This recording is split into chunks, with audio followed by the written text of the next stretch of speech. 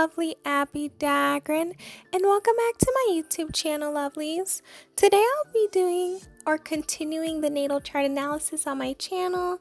I'll be speaking on Harry Styles. I'll be speaking on how his natal chart has to deal with his personality traits and his characteristic traits, as well as how his natal chart has a lot to do with a lot of the success he's garnered in life. So please stay tuned for the rest of my video, lovelies. If you have not yet become a part of the Abbie Dagrin family, then this is your calling to do so. Please make sure you hit that subscribe button and that notification bell so you know when I upload videos on the daily. Please hit that like button because I know you guys will love this video. Also, share this video with all your friends, your family members, your enemies, or just anyone in general who you know who would appreciate this content. And anyone who's a fan of Harry Styles or really loves natal charts.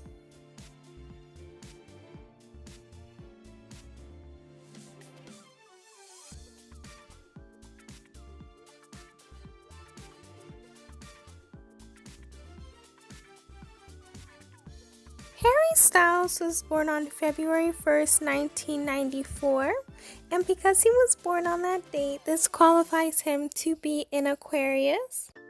So because he has an Aquarius in the Sun section, he tends to be known for his brilliance and also his ability to think outside the box.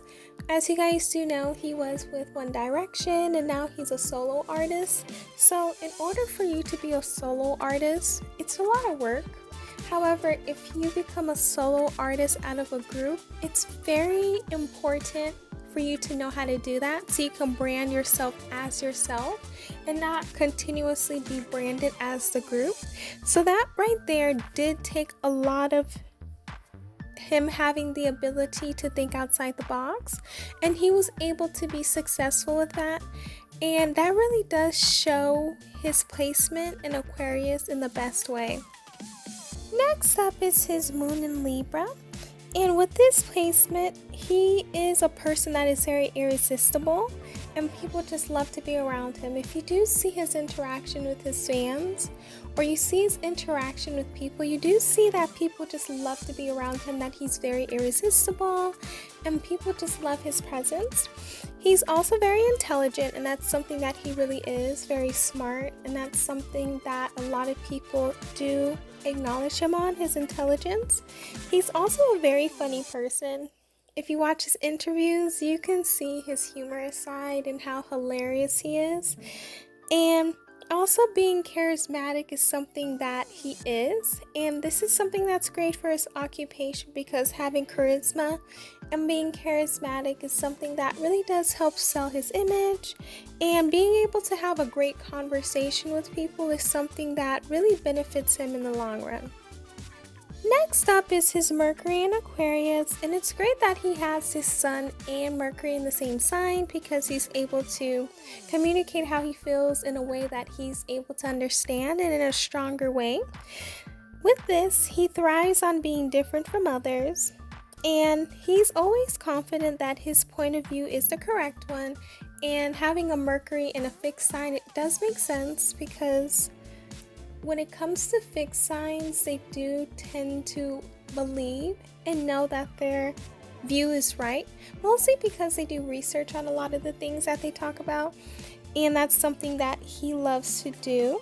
So having this placement is very important, and having this placement is very interesting because they're very clever people and they seem to always be one step ahead of other people, and they're very good judge of character, so they know when people are not the best and when they're good. Next up is his Venus in Aquarius, and with this placement, this makes him have a stellium in Aquarius, and he's the type of person that will love to get in a relationship with someone based off of their intellect, and they love to show off his intellect in order for him to get in a relationship with someone. Friendship is something that he values in regards to a relationship. Yes, we are married or we're in a relationship. However, friendship is what builds it and what makes it important. They want to have the same goals as the person they're in a relationship with. They love freedom. Freedom is something that's very important to them, and if they feel restricted in a relationship, then they're more than likely going to leave or just not be happy in it. Having individuality is something that is needed as well. They need to not just only be their partner, they have to be themselves, and having excitement is important as well. Next up is his Mars in Aquarius, and with this placement, he gets his drive from the innate desire to learn everything that he can. So as we know, Aquarius energy has to do with learning new things. It has to do with thriving on different things and learning new knowledge. Also, their ideas and opinions are usually inventive and original, but some people may call them eccentric and offbeat, and that's kind of Aquarius energy. But it's interesting because a lot of people will call people with placements in Aquarius eccentric and offbeat, but a lot of those things that they did, other generations to come will copy it and will do that same thing. So they are trendsetters in a way. And with this placement, they're always original, and no one can say, oh, they stole my idea, because no, they're original people and people do appreciate them. Next up is his Jupiter in Scorpio, and with this placement, he will use his intuitive powers to get ahead in his career and personal life. And this is something that comes with having a water sign in Jupiter, using that intuition to know which job to take, which job not to take, where you should be at this point in time to know that you will get this opportunity, is something that is beneficial when you have a water sign in Jupiter. And they tend to be always self-aware. They know what they want, they know who they are, and with that in mind, they're going to make sure they get what they need and want. They also have a strong will, so if they want to do something, they're going to do it, and regardless of what may come in their way, they're going to make sure that it happens. And they're going to make sure that they're the most powerful people that you ever come across, and make sure that everything is done in a way for them to achieve. Next up is his Saturn in Pisces, and with this placement, he's also a person that looks down on their issues as unimportant in the grand scheme of things. And in this instance, at times this can be used for good, because sometimes we can make things look bigger than what they are. And if you have this placement, you'll be like, okay, let's just dismiss this and like keep going on in life. However, there are some people who will use this placement to not take care of business or do what they need to do. So if it's used in the best way possible in regards to things that aren't important, then it's like the greatest placement to have. However, sometimes they can neglect what needs to be done, so they may not do things that needs to be done because they're like, you know what, we don't need to do this, it's not important. But in a way, it's great if used in the best way, because you can see the future and you can see what really matters. Next up is his Uranus in Capricorn, and with this placement, he's all about planning for the future as much as possible, and this will make him an automatic innovator. So for Capricorns, they tend to always try to save for the future, do things for the future, do better for the future. So when it gets to the future, they're able to relax and chill and just experience and appreciate everything that they've built.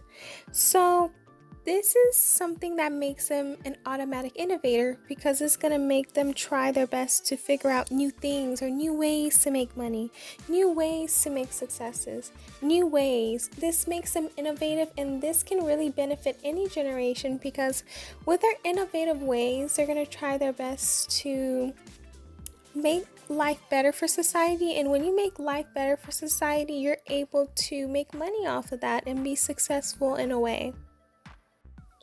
Next up is Neptune in Capricorn, and with this placement, he tends to focus on ways to increase his power and wealth and influence. So this kind of correlates with the placement in Uranus without the innovation part, but he will tend to focus on ways to increase that power. So while he's being innovative with the Uranus in Capricorn, he's figuring out ways to do it. Now he is focusing on how to do it. and when he gets that idea, how to make sure that he's powerful, how he's wealthy, and how he has a great influence on this earth. So this is something that is really important because he idealizes work and practicality and having the ability to attain reasonable goals, but sometimes he can stress himself out. But he's also selfless and giving, so he does have a balance with this placement. Next up is his Pluto in Scorpio, and this is part of the millennial generation. Since he was born between 1984 and 1995, he is a millennial. So he tends to have intensity and facing what is scary with this placement. That's kind of the vibe or the energy you get with it. He loves to have a revolution and he loves to have collective movements. He tends to see things that other people may not see. And he's always going to look deeper into any situation to discover what's really going on behind the scenes. So he's going to make sure that whatever is on the surface, he's going to make sure he's going to go deeper to make sure he gets to the bottom of everything that goes on. And with this placement, he's a part of a generation that loves to go into things that people won't consider very popular.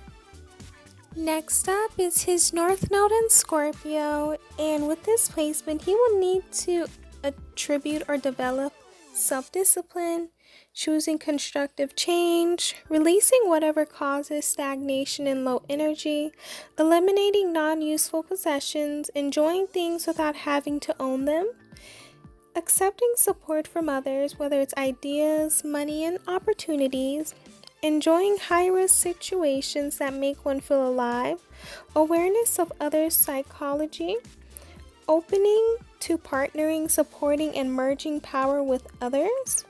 Also, he will need to find power in his emotions and know that it's okay to be emotional. Learn the way of the eagle. Fly, soar, feel the wonders of the world. It's all within him. Connecting to his inner depth. Pursuing life with the intensity that is in him. So this is what he will need to develop in order for him to find his hidden gifts. Next up is his Chiron in Virgo. His Chiron is trying to surrender the need to be in control. Probably when he was younger, he may have been in a place where he was just not in a safe environment, not being able to have health, not being able to serve others, but if he did serve others, that's all he would do. Having not any control in his life was very difficult. So having control in his life is something that he really yearns for. But with this placement, he needs to realize that it's okay to not be in control of everything. And I know it's hard because especially when you've been in control of everything your whole life, or you've had no choice but to be in control, it's okay to not be in control and find people in your life who love you and who want to make sure that you're safe and that you don't feel like you need to be in control. Next up is his ascendant in Libra, and with this placement, he tends to be very balanced, very charming, very beautiful, very artistic, very sociable, very polite. At times, he can be a people pleaser. He can be very pleasant and charismatic. He loves to preserve the peace and to avoid conflict. He dislikes being alone. He is keen to fashion and self-aware of looks. He's usually very polite. He typically has many friends and he's very romantic and gracious. He appears very friendly, but sometimes he can be detached. He has the tendency to be himself. He is softly persuasive and makes a good mediator. He's very great at fashion and is always self-aware of his looks. And this explains so much about him based off of his rising sign in Libra. Lastly would be his midheaven in Leo. And the top midheavens that tend to be the most successful are Leo, Capricorn, and Aries. And with his placement, he tends to have a commanding presence that works very well in a lot of fields like acting, sales, management, government, and teaching. So he has a very great personality that lights up the room and makes it easy for him to get the right connections needed. He's also the type of person that always finds himself in the spotlight in some way, and he always feels like he's destined for greatness. And this is very important because he's able to go into situations and direct any situation or crisis with ease. And he has great leadership skills, and he knows how to deal with a group of people, and he knows how to take center stage and be in control of everything. That's all I have for you lovelies today in regards to Harry Styles' lovely natal chart. Please let me know down below how you felt about this video, how you felt about this placements that he has. Did you get to learn more about him? Did you get to know him a lot more than what you've known about him before based off of this explanation of him? Also, let me know down below who else you would want me to do one on. And make sure you hit that subscribe button and that notification bell and that like button and that share button. And if you have not yet followed me on all of my social media accounts, and this is your time to do so, I post so much content on there that is not posted on YouTube. So make sure you go follow me on my TikTok, Instagram, Twitter, Pinterest, even add me on Snapchat, and just everywhere. I love you all. Please stay safe and healthy. You can support me through my Etsy store or PayPal, and I will see you guys in my next video. Bye, lovelies.